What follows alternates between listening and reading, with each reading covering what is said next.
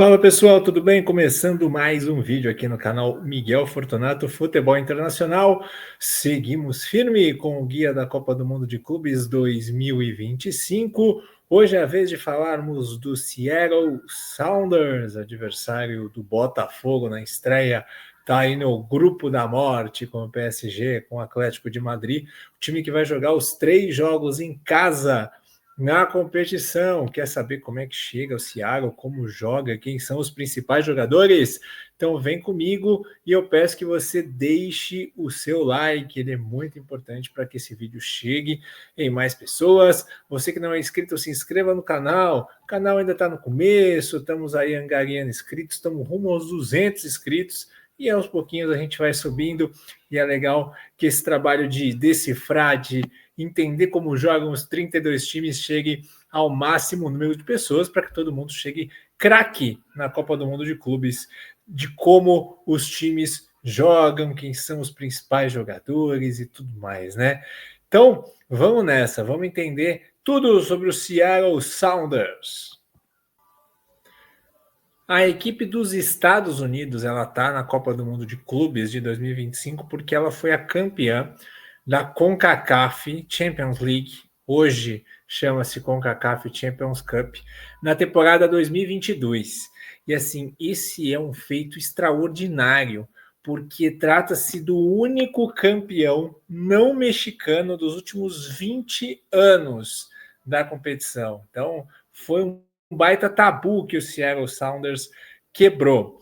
E a equipe tem remanescentes daquele time de 2022, né? O goleiro Fry, o lateral esquerdo, o Tolo, os dois Roldans, né? O Christian Roldan e o outro Roldan, o Rusnak e o João Paulo. O Seattle Sounders ele foi fundado em 2007, é uma equipe nova, né? Desde 94, quando a MLS foi criada, Seattle estava entre as cidades postulantes de receber um time, mas só conseguiu jogar a MLS a partir da temporada de 2009, porque o campeonato foi crescendo devagarzinho e aí foi tendo expansão de cidades, né?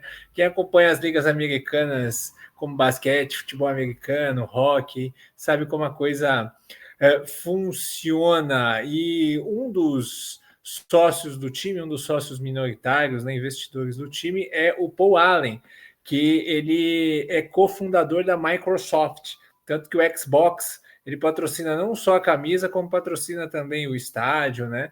O Lumen Field tem vários ali sinalizadores do Xbox e de outros produtos da Microsoft. O Seattle Sounders, então, é o único time que vai jogar os 3 jogos no seu estádio, porque o Inter Miami ele vai jogar 2 jogos no Hard Rock Stadium em Miami e um jogo em Atlanta. Só que o Hard Rock Stadium não é a casa do Inter Miami. O Inter Miami joga em outro estádio em Miami. O único time que vai jogar 3 jogos no seu estádio, no Lumen Field, é o Seattle Sounders. O LAFC classificou por último num play-in, né, pegando a vaga do Leão, e não vai jogar em Los Angeles, vai jogar em outras cidades. Tivesse a vaga garantida antes, certamente estaria jogando também em seu estádio para o seu torcedor, né?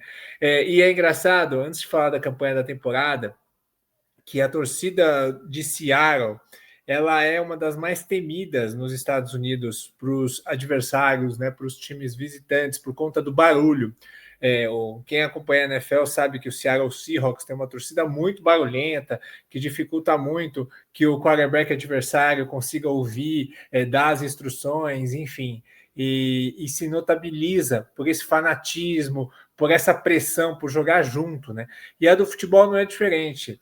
É uma das torcidas mais barulhentas do mundo, a mais barulhenta da MLS, é do Seattle Sounders.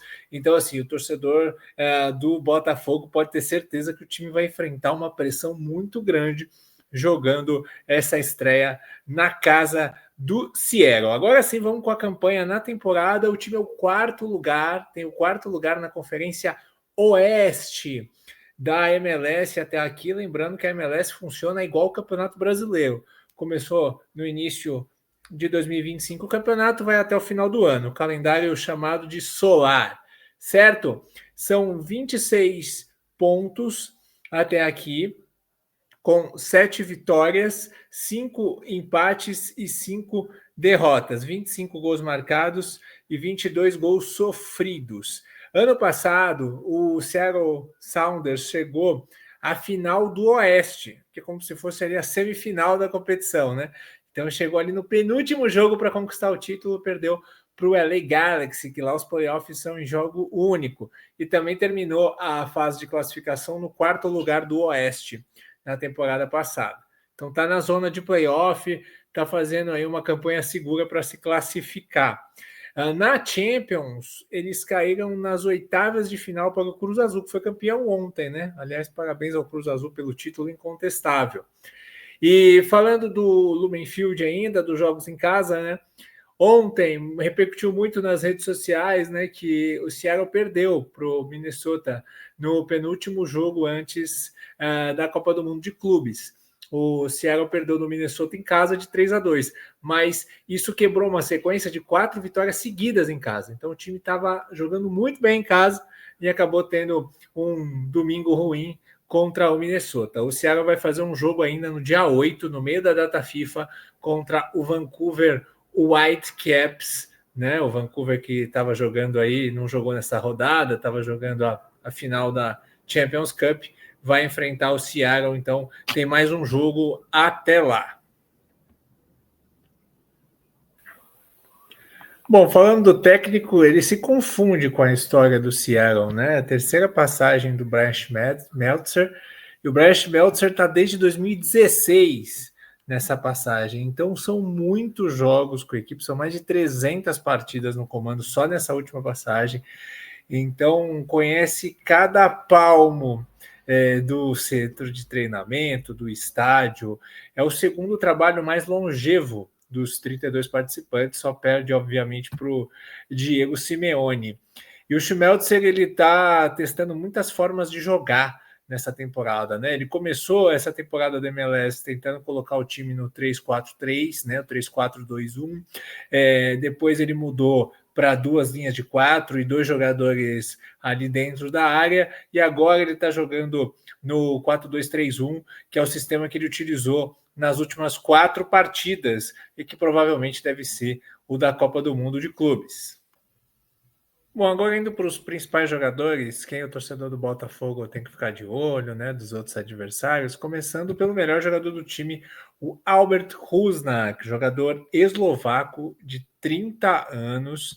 Ele é o grande maestro do time, ele arma o jogo pelos 2 lados do campo, flutua o campo todo, é um jogador que tem liberdade e é o cara que tem mais qualidade técnica, tanto que ele está desde 2022 no time, ele veio junto ao Real Salt Lake, e nessa temporada ele é o líder de gols e assistências do Seattle Sounders. Então é o meia, é o responsável por articular e ainda é o artilheiro do time. Então, assim, é sem dúvida o jogador de mais qualidade, o camisa 11 da equipe do Seattle Sounders. Isso sem dúvida alguma, é o cara para se ficar de olho. Outro jogador que eu acho importante destacar é o Christian Roldan, né? Jogador veterano de Seattle Sounders, que está aí mais uma vez na batalha, com mais uma temporada, está desde o título de 2022, junto com seu irmão Alex Roldan. O Christian Roldan tem 30 anos de idade, norte-americano, como a maioria dos jogadores do Seattle Sounders. Nessa temporada jogou 19 jogos, teve um gol e uma assistência, mas ele é muito importante no desarme, na roubada de bola e no passe no início da construção. Ele é um volante pela direita, ele é um cara que também avança muito no corredor, cruza muito bem na área, então é um jogador fundamental, tanto defensiva quanto ofensivamente. E o terceiro nome que eu destaco, não que esteja jogando muita bola, mas vale a pena o destaque por ser brasileiro, né, o João Paulo, e também pelo fato de ser jogador do Botafogo. Então vai ter um reencontro aí, né? O João Paulo tem 34 anos, ele atuou no Botafogo até 2021, né? Teve uma passagem. Ele veio junto ao Santa Cruz em 2017, aí foi emprestado para o Seattle Sounders, e aí esse empréstimo terminou em 2020. Aí ele foi recontratado pelo Seattle Sounders em 2021, está lá até hoje. Como eu disse no na hora que eu falei do treinador, né? Nos vários esquemas que ele foi testando, em alguns deles, principalmente ali com duas linhas de quatro, o João Paulo ganhou espaço. Mas nesse momento ele é reserva. Mas é um cara importante que está há muito tempo, campeão continental com o Seattle, é um jogador muito adaptado e certamente vai ser utilizado aí na competição, se não for como titular, como uma peça para entrar no segundo tempo. Bom, agora a gente parte para como o time está jogando, né? Essa é a escalação do último jogo contra o Minnesota, tá? Mas mudanças podem acontecendo, até por conta da temporada. O goleiro é o Frei, titular absoluto. O lateral direito é o Costa Rienzi e é um lateral que faz gol, né? Ele fez gol nesse jogo, é um lateral que vira e mexe faz gol, porque ele faz muita diagonal, ele pisa na área, então ele é muito importante aí para a equipe do Seattle por conta desse avanço, né? Enquanto que do outro lado, o lateral esquerdo, o Noho Tolo, camaronês, ele é mais defensivo. Então a gente tem um lateral direito que ataca mais e um lateral esquerdo mais defensivo. A zaga do jogo contra o Minnesota foi formada aí pelo Jackson Hagen e pelo jamaicano Jonathan Bell. Mas quem formava a dupla de zaga titular eram o Ki Kim, jogador coreano, e o colombiano Gomes Andrade, Yeimar Gomes Andrade. Só que os dois se machucaram em jogos recentes. Vamos ver se eles vão se recuperar a tempo ou se vai ser essa zaga. Mas o Jonathan Bell é um dos melhores zagueiros do elenco também.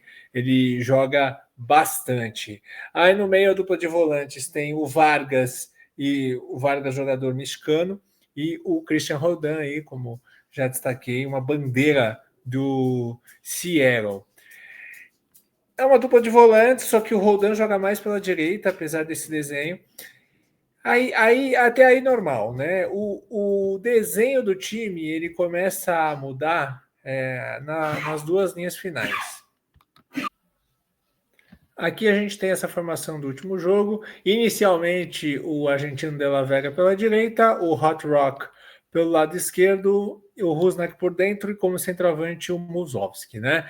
Então, o Musovski, ele é um centroavante, aquele 9 raiz mesmo. Ele é aquele que fica lá dentro da área, é muito difícil que ele gere jogo. É aquele centroavante que ou faz o pivô ou ele está ali buscando um cabeceio, buscando uma jogada, um centroavante mais fixo, né? O Della Vega, pela direita, quando ele joga, pode ser o Hot Rock também, ele já caiu ali nesse lado, mas o Schmelzer prefere usar o Hot Rock pela esquerda porque ele é um jogador destro, então você tem uma opção dele cortar para dentro e bater, mas pode jogar o Kent ali, jogador inglês, também pelo lado esquerdo, o Ryan Kent jogou vários jogos recentes, então pode ter essas mudanças na escalação. Mas funciona da seguinte forma: quando o Seattle está com a bola, o De La Vega afunda junto com o Musovski na área. Ele sempre faz o movimento de ir para dentro. E aí, ou o Rienzi ou o Roldan, eles abrem pela direita para gerar jogo. O Hot Rock fica aberto do lado esquerdo. E o Rusnak, ele é ele que dita o ritmo. Ele, em alguns momentos do jogo, ele vai jogar com o Hot Rock pelo lado esquerdo, em alguns momentos ele vai armar pela direita. Ele é um todo campista, ele recua o jogo, busca mais atrás. Então, ele é um cara que nas duas laterais ou por dentro, ele pode estar gerando o jogo. Ele tem toda a liberdade para flutuar. O time gira em torno dele. Então, por onde ele tiver, a equipe do Seattle vai tentar atacar. E sempre com isso, o Della Vega afundando junto com o Musovski para tentar gerar uma superioridade, tentar fazer o pivô, ajeitar, a bola sobrar, tentar criar essa possibilidade de diminuir a ação da defesa adversária. Sem a bola, a equipe do Seattle, ela pressiona pontualmente, ela prefere marcar em bloco médio e ela marca no 4-2-3-1 mesmo. Ela não forma nem 4-1-4-1, nem duas linhas de 4. Ela marca no 4-2-3-1 mesmo, né? O problema maior da equipe do Seattle defensivamente são as transições defensivas e as movimentações defensivas, né? O time deixa muitas lacunas nas laterais. Quando o adversário ou faz uma jogada de contra-ataque para tentar surpreender e se antecipar uma cobertura e colocar um jogador livre, os times costumam ter vantagem em relação a isso, ou então na movimentação, né? Quando você está fazendo a marcação, muitas vezes o Seattle faz essa marcação homem a homem, e aí tem uma ultrapassagem, uma troca de posição, fica um buraco na defesa. O Tolo já em jogos recentes aí deixou essa lacuna, o Riense também. Então, principalmente pelos lados, quando tem movimentação, o Seattle tem dificuldade de cobrir os espaços, né, de fazer aquela flutuação do volante, ou então o jogador está na marcação, ele sai, recua e outro jogador chega. Essas movimentações que em times melhores da Copa do Mundo de Clubes são mais comuns, no Seattle não é. Então é um ponto que o Botafogo pode explorar para conseguir ter sucesso. Bom, e na questão do que briga o Seattle, né? É interessante, porque o time vai jogar em casa, vai ser o único time, de novo, repito, e eu acho que isso é muito importante, que vai jogar os 3 jogos com o seu torcedor no seu estádio, no seu gramado. É uma vantagem que nenhum outro dos 31 tem. Alguns times vão jogar com muita torcida a favor. Os mexicanos, o Inter Miami, né? O Los Angeles FC, o Boca Juniors já vendeu muito ingresso. Alguns times vão ter uma torcida forte a favor. Mas a sua torcida no seu estádio é só o Seattle. Então vamos ver o quanto que o time vai conseguir aproveitar essa vantagem. Primeiro jogo contra o Botafogo logo já está chegando, hein?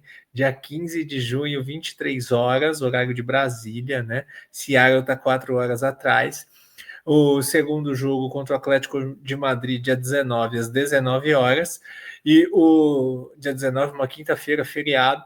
E o jogo contra o PSG, fechando às 16 horas, no dia 23, 16 horas, que é 1 hora no horário de Seattle, né? Mas Seattle não tem as temperaturas tão altas quanto outros lugares, né? Pelo menos não na teoria. Eu acho que o Seattle Sounders briga por tentar. Eu não sei se tentar classificar é uma briga real. Pode se tornar. Futebol é futebol, né? As coisas podem acontecer. Você jogando em casa, com a torcida, a atmosfera a favor, pode ser. De repente, se ganha do Botafogo, pode ser que tenta ali um empate.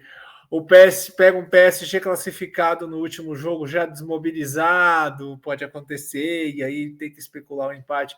Mas eu acho muito difícil que o Seattle consiga dar jogo com as falhas que tem com as equipes europeias. Eu acho muito complicado, até porque eu acho que os times, pelo que se dá a entender, as equipes europeias devem rodar alguns jogadores na primeira fase, mas vão jogar para ganhar, né? Não vão a passeio, não. Então, acho difícil que Seattle consiga ser competitivo contra o Atlético de Madrid, contra o PSG. Muito difícil. Eu acho que o jogo deles é contra o Botafogo. O jogo contra o Botafogo coloca Seattle aí com um sonho de tentar fazer alguma coisa. Precisa tentar ganhar esse jogo em casa, mas é um jogo difícil. O Botafogo é uma boa equipe, é uma equipe melhor e entra com favoritismo. Mas é isso que eles têm que tentar, ganhar do Botafogo e tentar sonhar alguma coisa contra os europeus, mas eu acho que é muito difícil imaginar o Seattle Sounders disputando vaga na última rodada, né? A tendência natural é que eles percam os 3 jogos, mas sabe como é que é, né? O fator casa nessas Copas acaba gerando algumas coisas inesperadas, né? Em Copa do Mundo a gente está acostumado com isso. Então é isso, gente. Esse foi o guia do Seattle Sounders. Alô, torcedor do Botafogo. Mande aí para os seus amigos que também querem saber como é que joga o primeiro adversário. Deixe o seu like, você que não deixou. Se inscreva no canal também, que é muito importante. A gente se vê no próximo vídeo. Até mais.